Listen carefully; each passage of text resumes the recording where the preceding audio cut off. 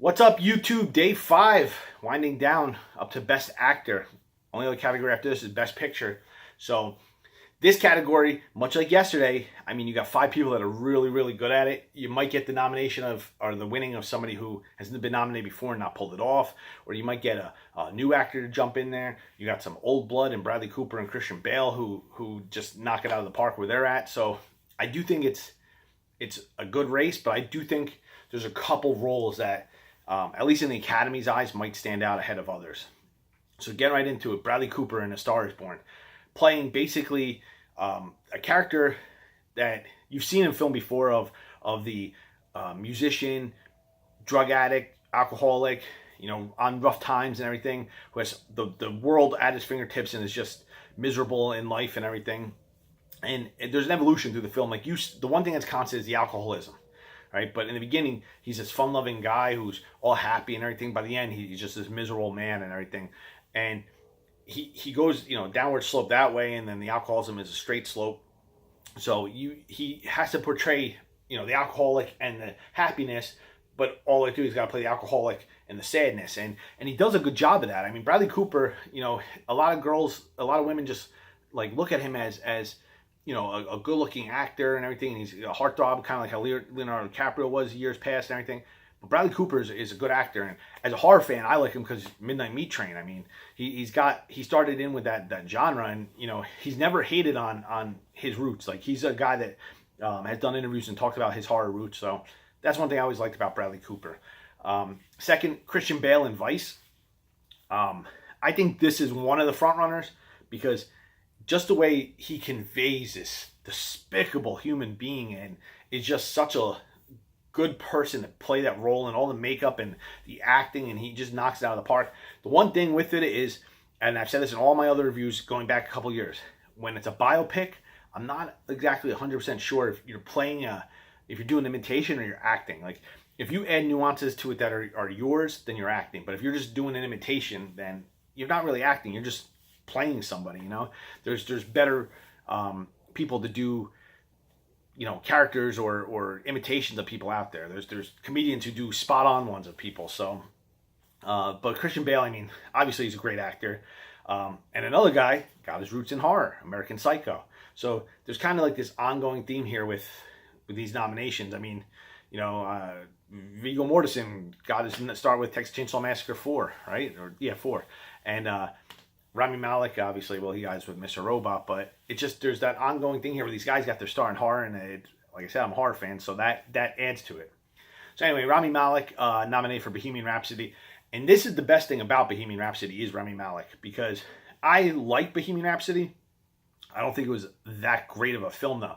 I like the story because I'm a fan of Queen, but I do think that there's a couple things about it that are really good, and one of them is Rami Malek. I mean, he just is spot on, like, as Freddie Mercury, and he just does this great job of it. And he's over the top, but Freddie Mercury was over the top, so it works. And it's just structure of his life, obviously, everything that goes on with it.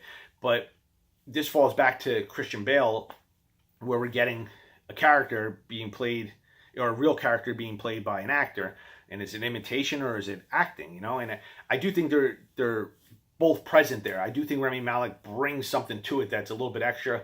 But I mean, like, there was people saying like that they had dancers and teachers to teach him like every little nuance that Freddie Mercury did. Now, when you start getting to that realm, you're not acting anymore. You're doing imitation. But I do think that he brought enough to it where he does stand out on his own. And I mean, just a great actor, I think. And I do think he's the front runner. Like, I do think he's the obvious choice for the Academy. I just think they love him and everything, and he's young blood in there and everything, and that is something they want. Fourth is Viggo Mortensen in Green Book, and Viggo, like, one thing that he does in this, and I love him in like every movie he does because he's a great actor, and he's always that stern-faced guy. But the one thing I like in this is, I mean, it's more for the writing, but he does portray it good. Is he starts off as one character, and by the end of the film, he's a totally different character. Not in looks or anything, but in the way he looks at life and just the way he acts. And again, it's him playing a real person, but on a lesser known scale. So I don't think it hurts as much. But he just goes from this, I wouldn't say outright racist, but just somebody who has obvious prejudice. And by the end, he's opening his door on Christmas Eve, to an African American man, because that's his friend and his brother. He loves him and everything. So he's bringing him into the fold, and it just, like I said, it's more for the writing. But Viggo is able to convey that, where the beginning, the scene with him putting the glasses in the garbage and everything, and then by the end, he's just all open, and he'll stick up for this man no matter what. And he just is able to do those little nuances where throughout the film you do see a little bit more and more coming through, and that's where his skill level is. I think he's at that part where in time where he could just nail anything. And going back to the horror roots, I mean, this is a guy who came from Texas Chainsaw Massacre 4 with Renee Zellweger and went on to this. I mean, actually, you could even go before that. He was in prison back in '87, I think, and he's excellent in that. So I mean, just a guy that you thought he was going to get typecast after the Lord of the Rings films. Just the guy's career has evolved. I mean, it's weird to even think about it. He's been around for over 30 years, and now he's finally getting to do that. He's worth this as an actor. Fifth is Willem Dafoe, at Eternity's Gate. Just, I mean, I'm a Willem Dafoe fan. He's just such an awesome guy. I mean, he's the